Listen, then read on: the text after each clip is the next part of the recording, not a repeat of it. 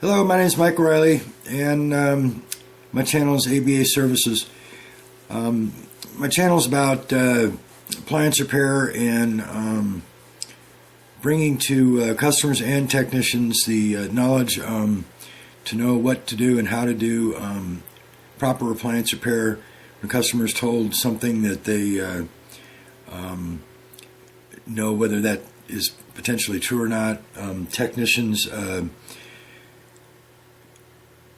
knowing what the proper procedures are. There's too many now that, more than I've ever seen, that are believing old myths that you can't do this, you can't do that, you got to do it this way. So I want to dispel these myths and educate not only the customer to be aware of technicians that may not know what the real proper service procedure is. I keep running into it. I sell parts for all Sub-Zero refrigerators and freezers on my website, refrigerator part replacements.com. Part is singular and replacements is plural. Refrigerator part replacements.com. And I'm finding that when I just put together a restoration kit for the Sub-Zero refrigerators, because after so many years of Sub-Zero authorized techs and other techs, independents, telling customers, well, we can't fix it, you have to buy a new one, and customers not wanting to do that. That's why they called you, is to fix the refrigerator that they have, because they can't afford $10,000 to $18,000 refrigerator.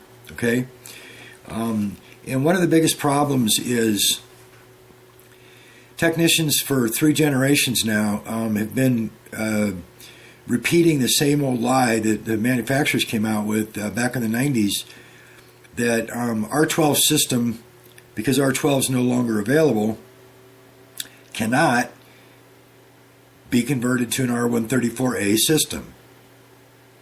Yes, it can. And no, it doesn't sludge. Okay? Let me say that again. No, it does not sludge. Okay? Technicians, you need to get this out of you. You never proved that happens. Technicians have just heard it from other technicians and taken it for fact, and it's not true. And those technicians you heard it from, they never proved it. Okay? So let's start there, because back in the 90s, when R12 was banned, the car industry didn't stop. They moved forward. And they started doing what was called retrofitting the R12 systems in the cars, the air conditioning systems, to R134a. They've never, ever had a sludging issue. Ever. A refrigeration is a refrigeration system. Anybody that does refrigeration knows that. You could put it together differently, just like commercial uses expansion valves. Domestic home refrigerators don't use expansion valves, they use a capillary tube. In the cars, they use an orifice. Anyways, in a filter. The systems work the same way, they just have different ways of metering the Freon or whatever. And so with that in mind, hopefully some technicians, the lights are going on right now. Wow, you know what? That's right. They have been doing it in the car industry. Well, why did I believe that? You believed it because you thought somebody that told you that knew what they were talking about. And it came from them not proving it, and them not proving it from the person that told them. And as an older generation, we knew better, most of us, but some of us still believed what we were told. I'm not one to believe what somebody tells me unless I prove it's not true. And the most common sense that was right out there was that ASE was doing it for cars. If they can do it, we can do it. So keep that in mind, technicians and customers, that if a technician tells you that you can't do it, you can't convert, yes, you can. And just direct them to my website,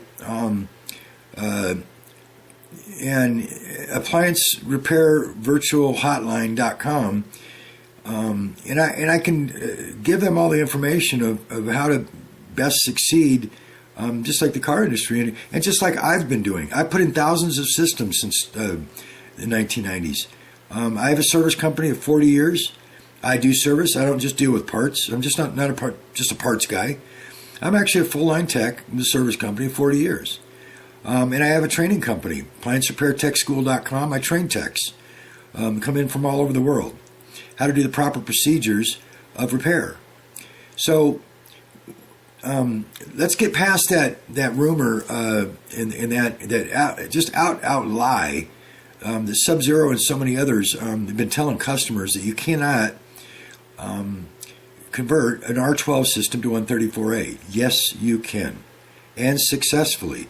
And it becomes more efficient because it's a more efficient, newer, more efficient compressor, and it's designed to work with 134a. Unlike what these techs are doing now with the R12 systems, and they're still putting R12 compressors in. I had a guy do it a couple weeks ago. He bought an evaporator for me. It was R12 system. It was out of Texas.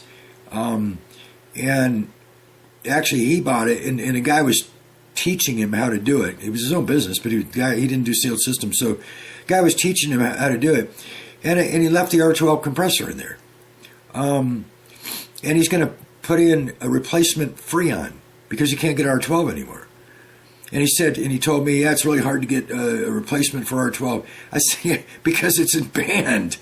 And it's not the proper procedure of using an R12 compressor and putting a replacement or blended Freon in it. That compressor was not designed or engineered for that replacement Freon. It's not going to work efficiently.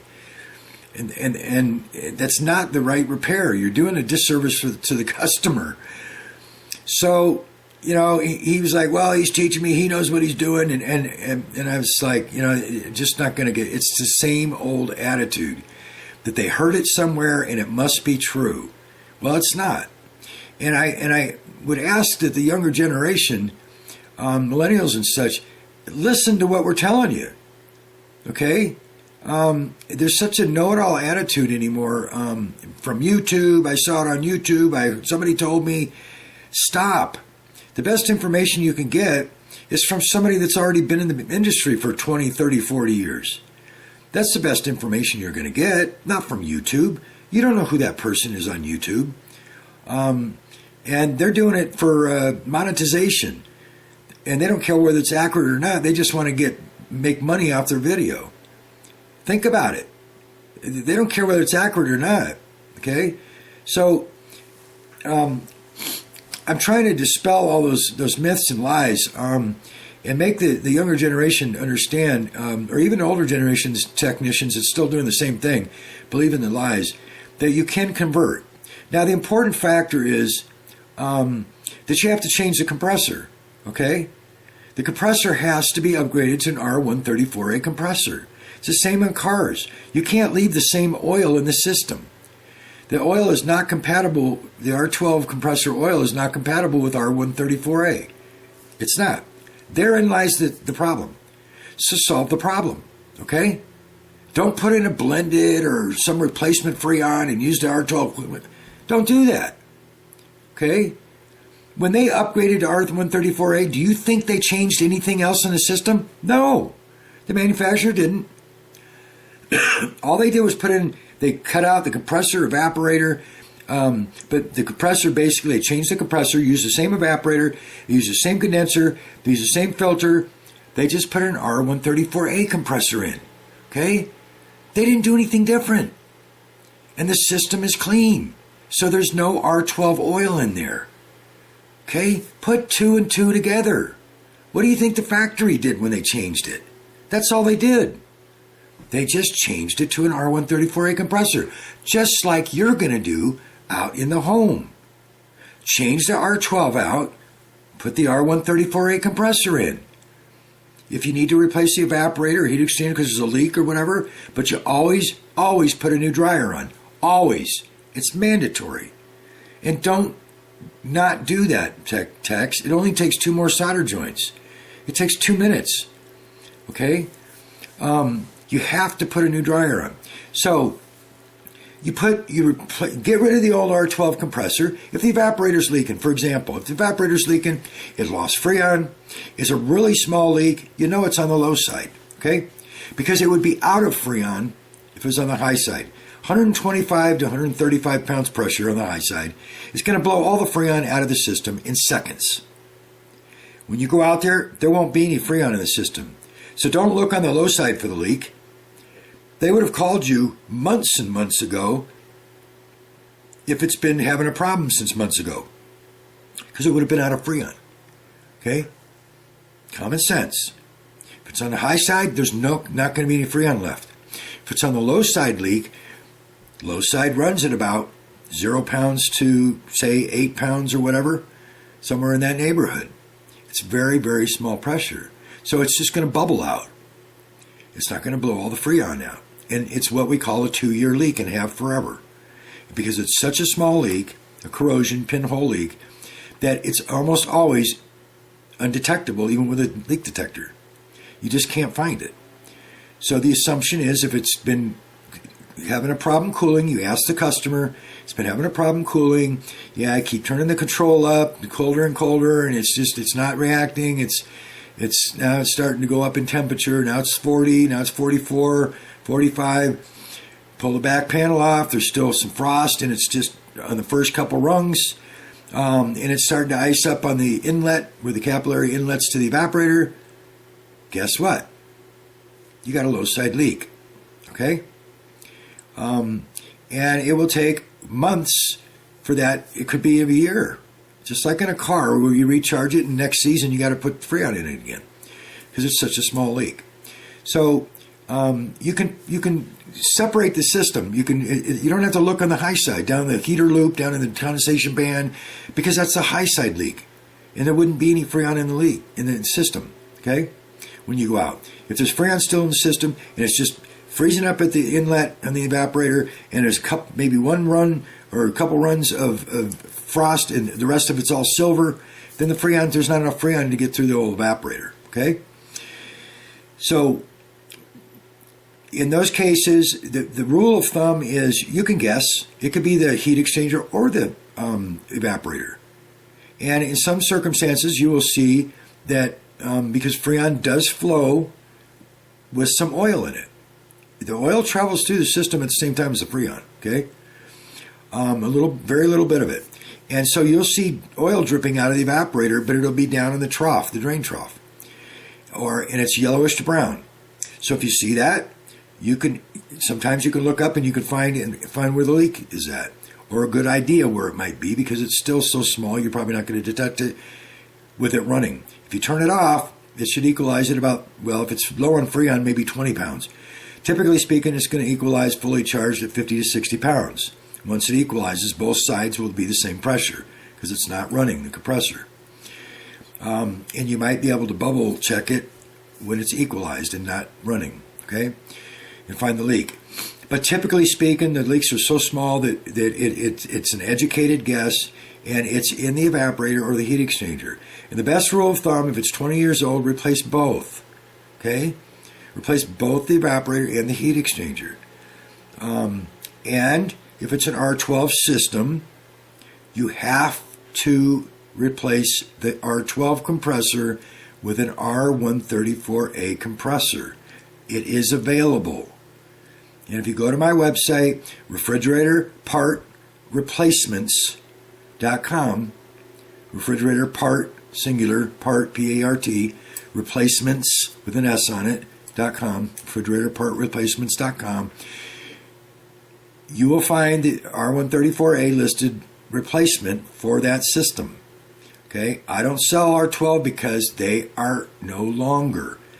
It's a no-no to put an R12 compressor in the refrigerator.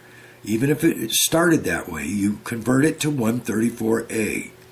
Okay, do the customer right, make it last another 15, 20, 25 years. By putting the proper refrigeration system in it, which is 134a now, it will be efficient. It'll be much more efficient because the compressors are much more efficient now. And it will pump properly because it's meant to pump with 134a refrigerant. The compressor was designed for 134a. Okay, so you're going to put that new 134a compressor in. You're going to put the evaporator in. You're going to put the heat exchanger in, and you're going to flush the system. Now, everybody wants to use nitrogen these days. I don't get it. I still don't use it. It's more important with commercial. It's not something that I'm ever going to use in domestic. The systems are so small, you don't have to worry about it. You're going to put a new dryer on it. And the problem with nitrogen, let me just say this, one of the drawbacks, some of those nitrogens, they can get up to 100, 150 pounds, the cylinder. You don't want to pump that evaporator, that aluminum soft evaporator full of 100, 150 pounds. You're going to cause a leak. Okay? And now what are you going to do? Go get another evaporator? Don't do it. Okay? The system runs at 135 normally, but sometimes when you have it in your truck, that cylinder could be, what I was getting at was it will accelerate the pressure up to 200, 250 pounds. That could cause a leak. The 100, 130, 150 is not going to cause a leak, but because it's in your truck and it's gotten so hot, the pressure's risen greatly, and you go put it on the system, you can blow a hole in the evaporator, okay? So don't do it. If you want to use it, make sure the pressure's down lower. 60 to 100 pounds is adequate. But I use an old method. If I feel that there's a system, something in the system, and evacuate your Freon out.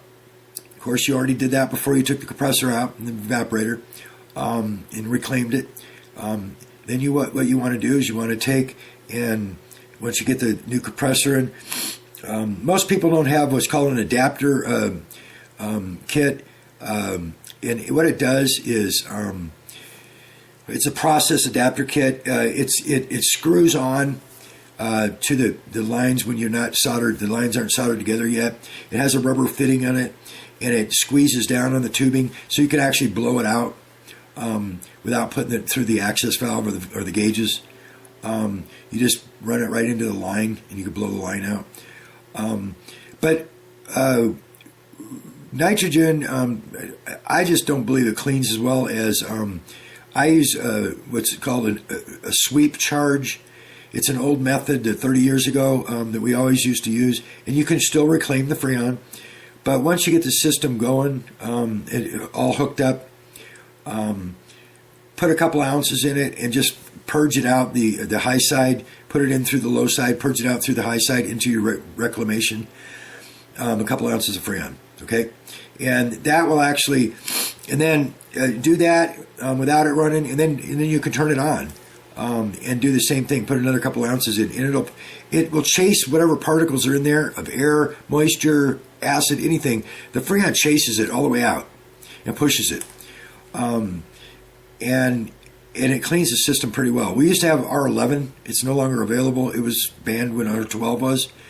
And that was a cleaner, and it left no residue. But I still use the sweep charge occasionally.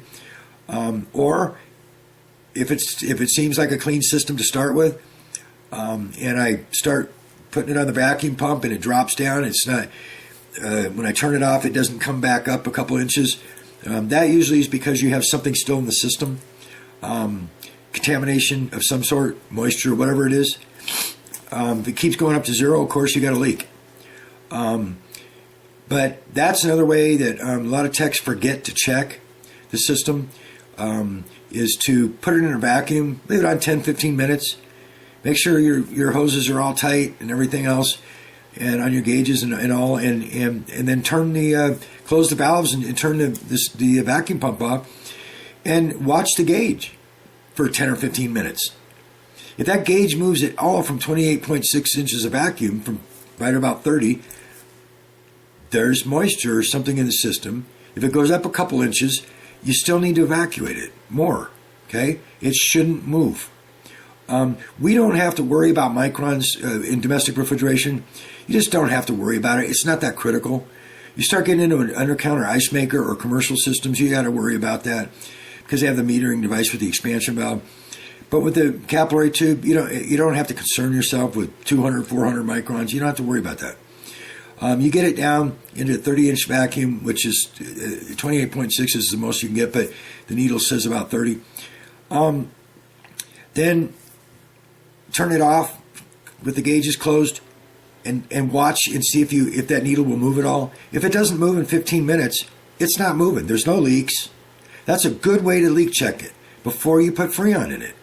And a lot of guys get in a hurry and they'll just throw the Freon in and then, I got a leak. Now they got to dump the Freon out again. So do this step of waiting another 10, 15 minutes with the gauges closed in the vacuum in the system. It'll tell you whether there's a leak or not.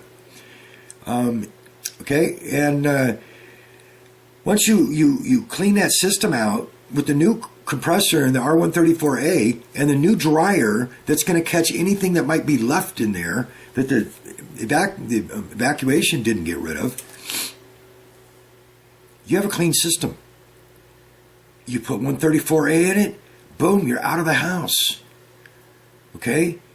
And it works like a brand new refrigerator. It came off the shelf today. Because it's got the new R134a compressor, the proper Freon for that compressor. It's a clean system. There's no sludging. Sludging is a lie. It doesn't exist. For many reasons, unless you're brain dead, you'd leave the R12 compressor in and put 134a in the system. If you do that, you're going to have an issue, okay? Because the oil and the Freon are not compatible. It's going to cause it to plug up. But who would do that? Okay, that's what they were talking about when they were talking about sludging. You can't leave the R12 compressor in there. But guys didn't hear the rest of the story. All they heard was you can't use R134a in an R12 system. Well, of course you can't. Because it wasn't designed for it and the oil wasn't. You replaced the compressor with an R134a compressor just like the car industry's done for 30 years.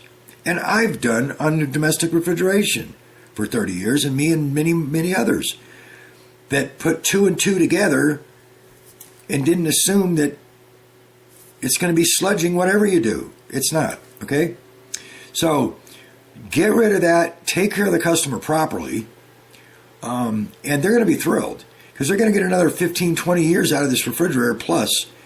And the cost of the repair, I have now available on my website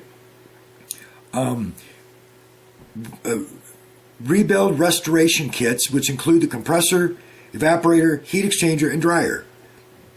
Condenser never needs to be replaced. It's steel. You're not going to get a hole in it. It's out in the air. It's not going to corrode. It's steel, and it's covered steel, painted steel. If you need to blow it out, you can blow it out because it's 1/4-inch tubing. It's pretty big tubing, okay?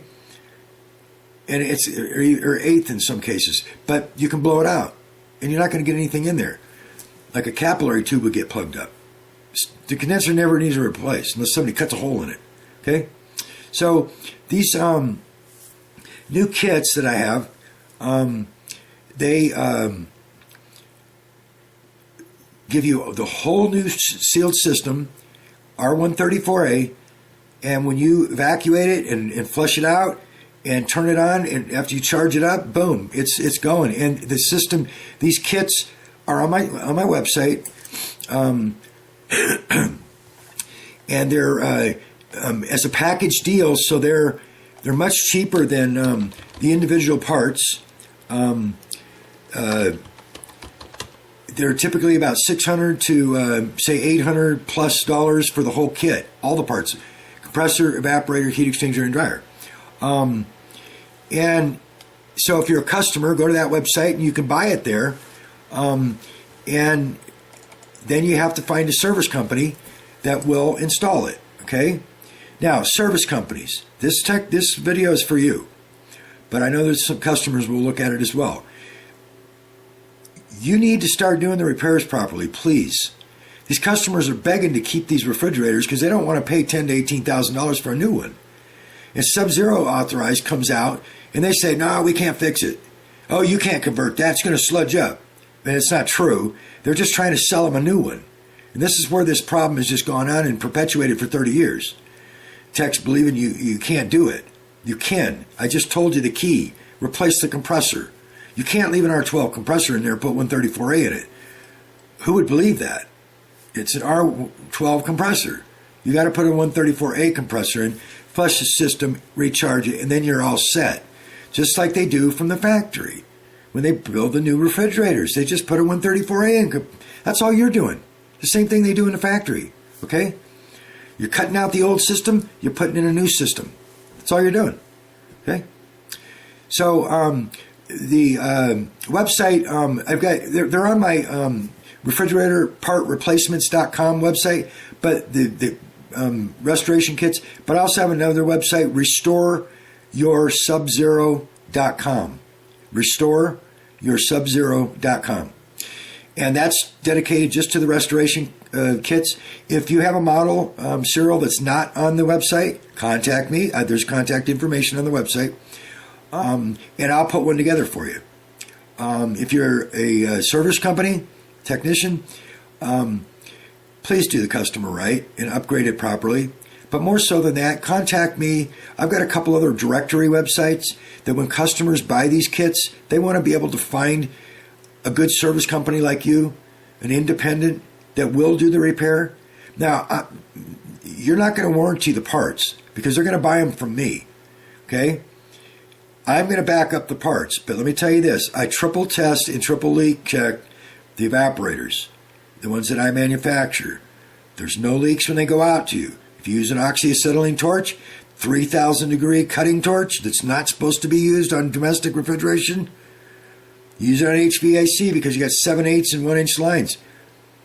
If you're using that and you burn up the aluminum joint where the inlet goes into the aluminum of the evaporator, you bought the evaporator. You're gonna have to buy another one. Okay?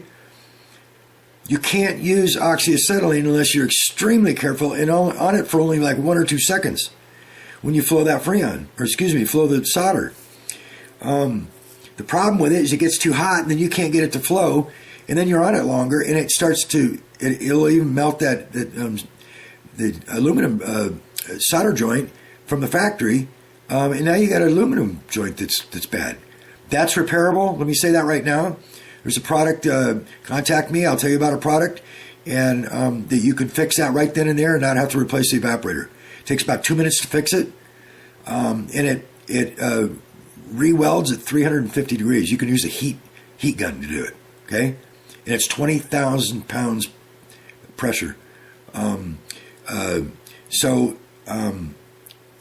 you can repair those. If you ever do that, don't trash it. Contact me, and I will tell you how to do it. I manufacture evaporators, and I use that product all the time to do joints, solder aluminum to copper, and we all know that can't be done. It's never been able to be done. It can be done. There's a product now. Okay, so that's off the subject. But if you mess up, you're supposed to be using acetylene only, 1700 degrees. Okay, to do domestic. These lines are so much smaller that they get bright red at 1700 degrees with that turbo torch, that acetylene. You don't need oxyacetylene, okay? So be careful when you're doing these. But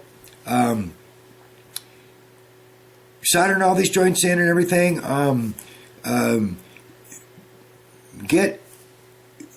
take care of this customer, do things the right way. That's what I was talking about. Was I have 2 directory websites. As long as you're not going to be a headache that you cause a leak and then you accuse the evaporator, I won't tolerate that because I know what caused the problem. I've been doing this too long. That's why I'm saying it up front. That I won't work with you.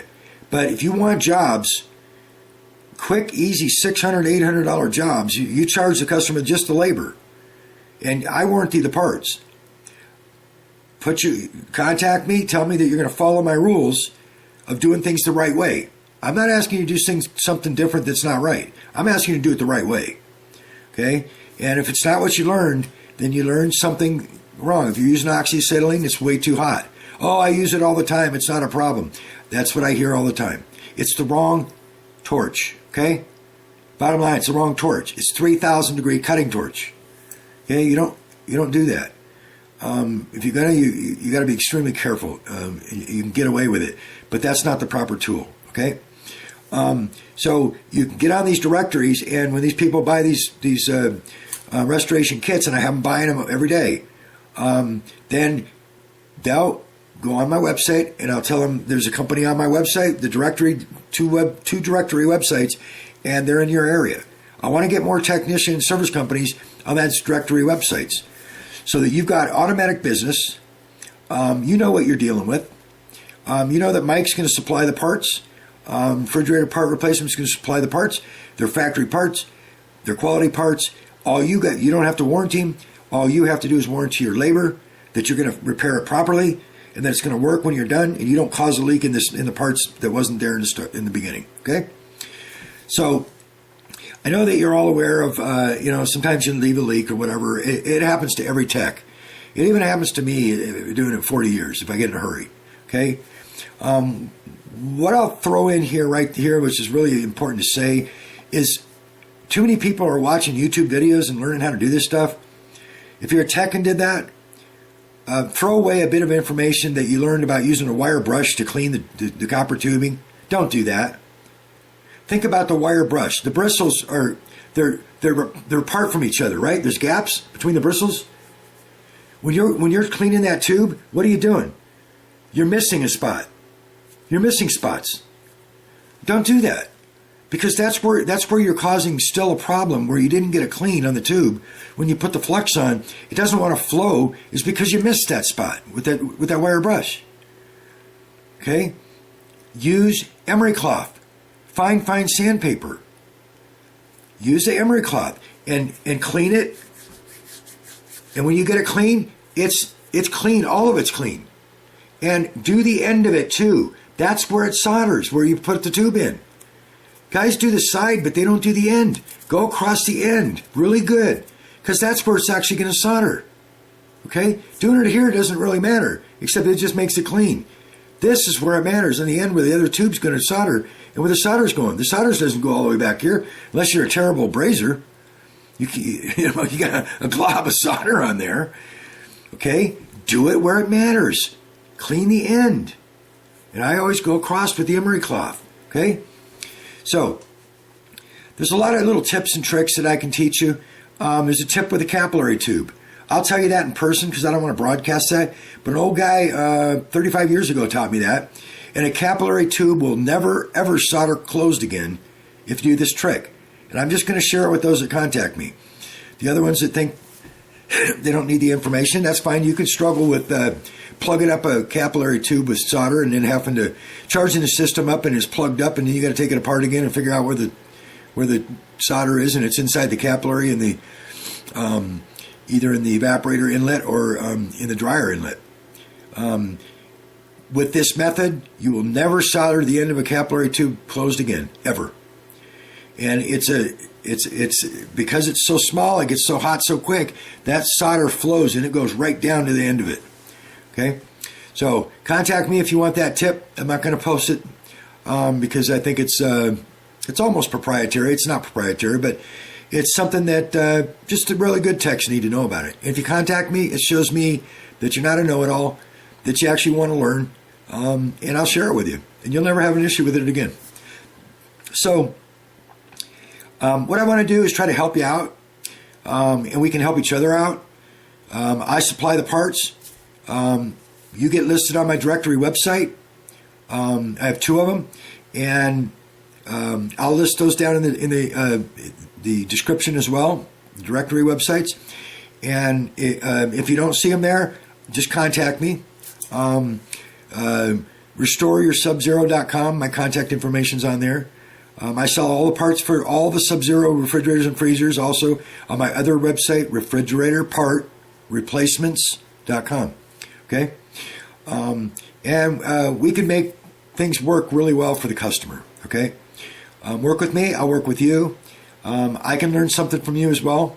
I'm not a know-it-all, but I have proven methods that have worked for 40 years, and I've learned from all my mistakes, and I like to share those with you as much as possible.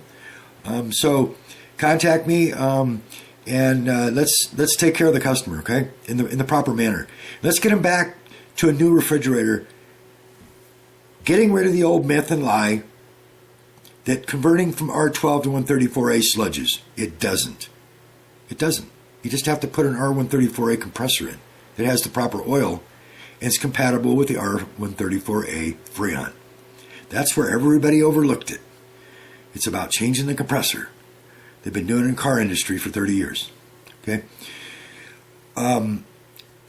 There's not much more to say. I want to direct you to, hopefully you'll subscribe and like the video, technicians and customers that may watch it. I know there's guys that will go out there and dislike it. It doesn't matter to me. I could care less if you put a dislike. I'm trying to help out customers and technicians do the right job out there from many years experience and dispel rumors and lies. So if you dislike it, I know who you are anyways, and I'm not interested in working with you. Don't make the mistakes that too many have been making for the last 30 years. Let's get upgraded on what the proper methods are and get these customers, and you can make a lot of money restoring these refrigerators rather than them going out and buying a new one. If they go out and buy a new one, you don't make anything. Okay, you could be making $600-800 every one of these systems. If you go over $1,000, you're starting to get greedy. It's a big job, but it's not worth. Don't rip them off at the same time. Because if I hear about that, then I'll pull you off my sites also. I don't want a bad rep for ripping people off. Let's treat them right. You wouldn't have had the call anyways. You wouldn't have the $600-800 anyways if they bought a new one. So you're making money here, and you can make even more doing more and more of them. Okay, so keep it fair with the customer. And customers, if you have any questions as well, you can contact me, and I'll share with you whatever I can share with you, whatever your question is, and get it cleared up. So I look forward to working with technicians across the United States.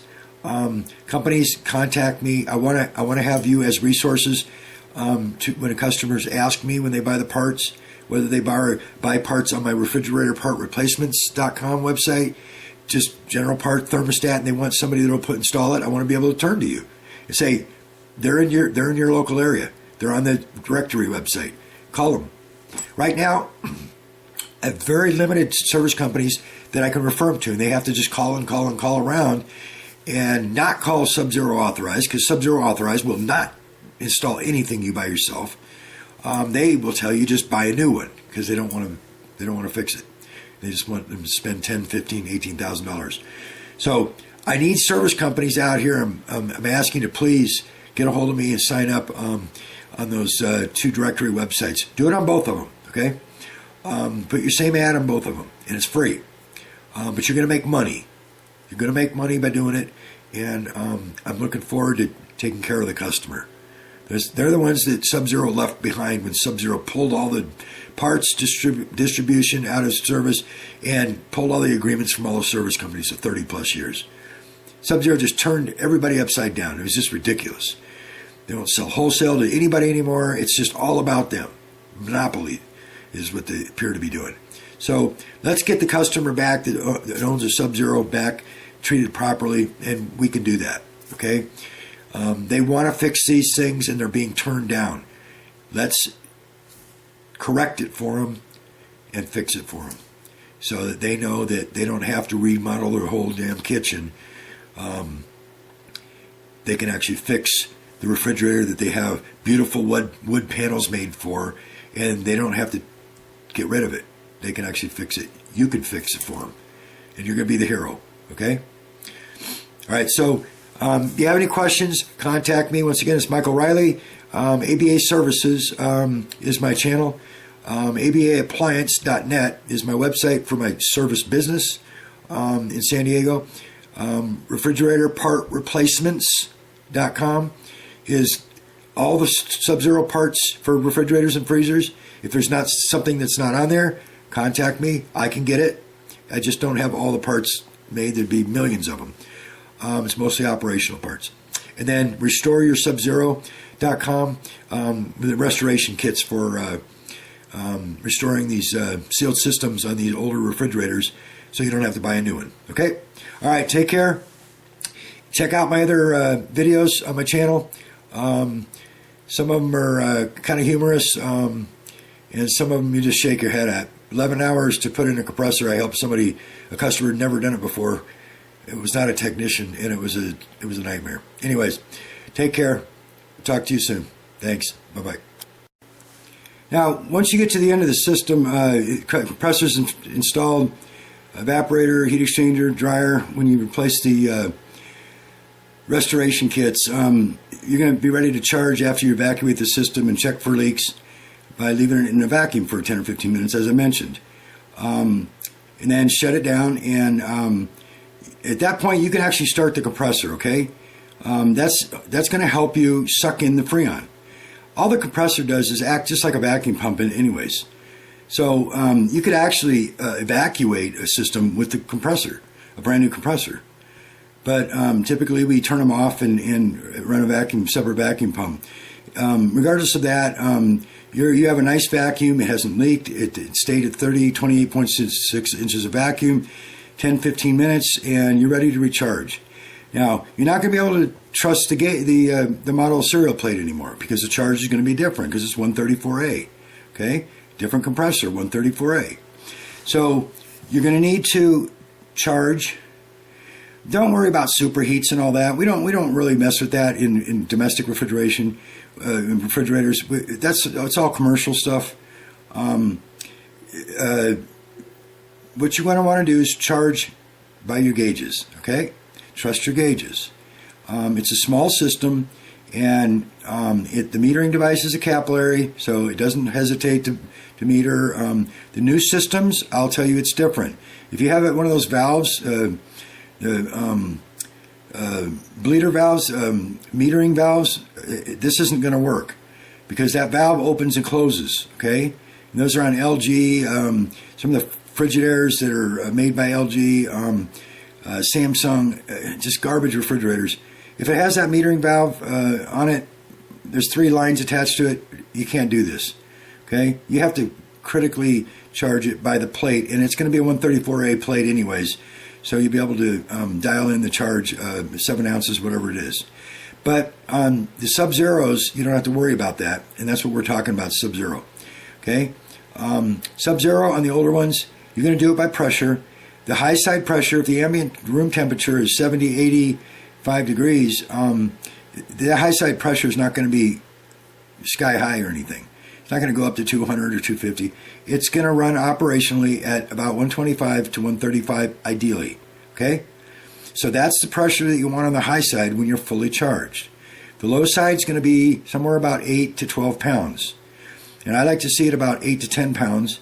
You start going up higher than that, your high side is probably going to be a little bit too high anyways. It's going to stay in a vacuum until it gets up almost closer to fully charged. So every time when you charge it, the compressor's running, it's sucking the Freon in because you know that can is going to get freezing cold. And the pressure is going to drop in the can as it gets colder. Pressure and temperature are directly related. So if the temperature drops, the pressure is going to drop. If the temperature rises, the can gets hotter, the pressure is going to rise as well. So you can put it in warm water. Don't put it in hot water. A bowl of hot water. Don't do that. Put it in warm water, okay? And it'll rise the pressure a little bit so that you can keep the can upright. Always charge with gas. Do not charge with liquid. You'll wipe the valves in the compressor clean, and you can cause damage to the compressor. Do not turn the can upside down. That's liquid, okay? Charge it through with it upright. And you put it in a bowl of, you wrap a towel around it and it'll stay upright. I don't want it to tip over with a gauge attached. And that'll keep it warm. But beware, you can overcharge it very quickly. Okay? The ounces, it's going to be ounces. It's not going to be pounds or anything, so it's going to be ounces. The small can is 16 ounces, I believe it is. 12 ounces. So half that can, if you shake it, you can feel it's half full. If you shake it in the beginning, you can feel it's full. You don't need to worry about weighing it. Okay, you can weigh it in if you want, but that's not going to matter here because you don't know what the weight is. Okay, because it's not on the tag. It's going to be different than the R12 compressor was, which is noted on the tag. If it's an R134a compressor originally, then you can go by the charge that's on the tag. Okay, and you can weigh it in. You can still watch your pressures. There's going to be a high side valve on the dryer now. Okay, so you have access to the high side. Use your lossless fittings when you screw on your gauges so that you don't lose a bunch of Freon when you take the gauge back off. Okay, the quick disconnects on the end of your hoses so that when you take it off, it just it's not spraying a bunch of Freon out. And then as you charge it slow. What I do is I always charge it about 30 to 40 pounds. Don't let it go up to 60, 70, 80, 90. And don't do that. Let it 30, 40, 50 is the most as you just bleed it in. And watch your high side pressure. It's going to gently go up and up and up and up and up. And then shut it off. Let it compress. That's the critical part of this, is let it compress. It's got to compress that Freon because it's not going to accurately read on the gauge until it does. Okay, so you don't want to get too quick on letting the Freon in. You're going to end up overcharging it, and then you got to let some out, and that's not going to be right. It's too much you let out. And you're going to go back and forth. So if you want to get it accurate the first time, just go in slow. Okay, leave it off for a couple seconds till it gets down into a vacuum. The needle stops moving, sits there for a few seconds, and then turn it back on again. 30, 40, 50 pounds on the low side. You're bleeding it in the low side. You're going to have the low side valve hooked up to the process stub. Comes out of the process stub off the compressor. That's the low side. That's your charging port. Okay? Bleed it in, bleed it in, bleed it in. Probably about 15, 20, 30 seconds. And then turn it off, the low side. The high side's always off. Turn the low side off and let it drop, the needle drop back down again. And it's probably still going to be in a vacuum. It's going to keep doing that. But the high side's going to rise higher and higher. When you get up close to 125, and you've turned the low side gauge off, and it's down, it should be probably around maybe 0 at that point when it's 125, or maybe 2 pounds, 4 pounds. Okay, then you're getting close. Let it sit there and run for a good minute or so it can compress that Freon and not give you an inaccurate reading. Now, when you're doing this, it's best to always make sure that freezer door is closed. You don't want warm air warming up that evaporator as you're charging it. If you do, you're going to get inaccurate temperatures or pressures and temperatures, okay? Because you got warm air warming up that evaporator, and it's going to rise the pressures. Okay, so keep it closed, and ideally, you want to kind of put the cover back in place. Don't screw it back in yet, because the final check is going to be pulling that cover back off. But just kind of put it in place, so it kind of, maybe one screw, so it just hold itself in place. Doesn't have to be perfectly up against there, but keep the freezer and refrigerator door closed. Get your last bit of Freon in there till it gets about a little over 125, and you see that high side up about 8 pounds. Okay? Most of them are about 8-10 pounds. Most of the Sub-Zero, about 8-10 pounds. You get it up to 20-25 pounds, you're going to blow your valve. Okay? Don't do that. You got to put another compressor in. Okay? So keep it down, and when you get up to about 8 pounds, shut it off. Now, it's probably going to go up to about 10 as you're charging it, because it's going to go up higher than that as it's letting the Freon in because of the pressure in the can. But when it gets up to about 130 pounds on the high side, turn off the low side real quick, and it'll drop back down and see it stabilize at about 8 or 10 pounds.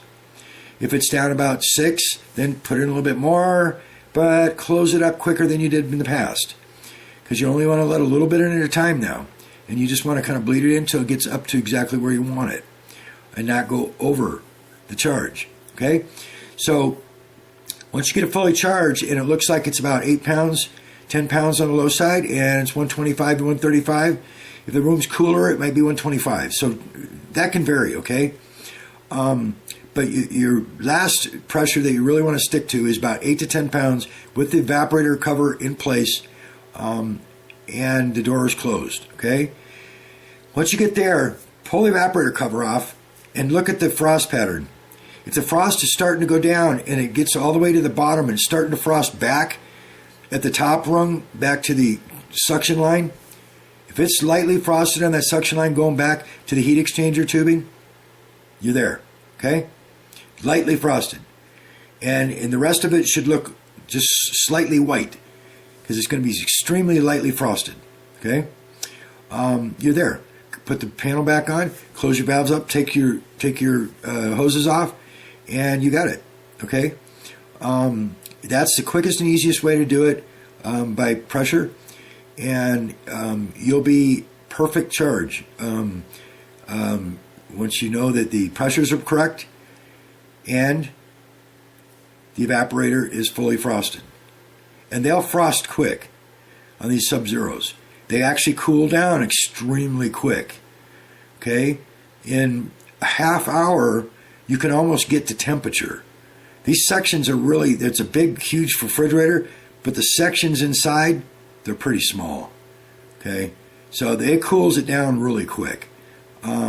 You'll actually open the refrigerator, look at the temperature, and close it if you have a gauge. If not, keep a thermometer in there and check it don't keep opening because you're going to get rush of warm air in, and it's going to be hard to get it to cool down.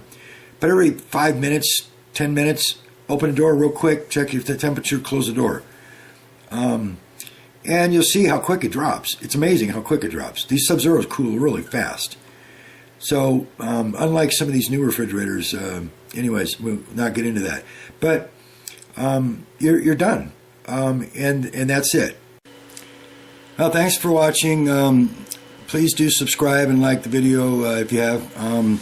Subscribing will keep our content coming to you, and we're going to be uploading new content constantly, tips, tricks, proper service techniques for the customer, and to be aware of what techs are doing, that they're telling them the right information, as well as for technicians that you're on the right track and not doing things you're learning the wrong way. If we can share some proper techniques with you to make things easier, that's what we're here for.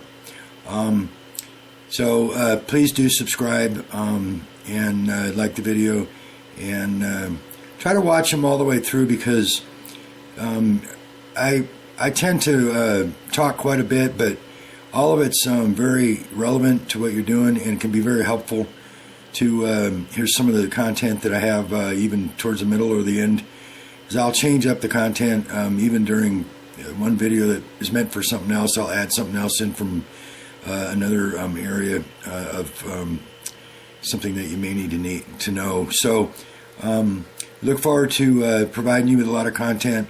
Please remember that I don't have time to read the comments, so if you have a question, go ahead and go to one of my websites and email me, and I'll respond to you quickly and give you whatever answers that you need and clear things up for you.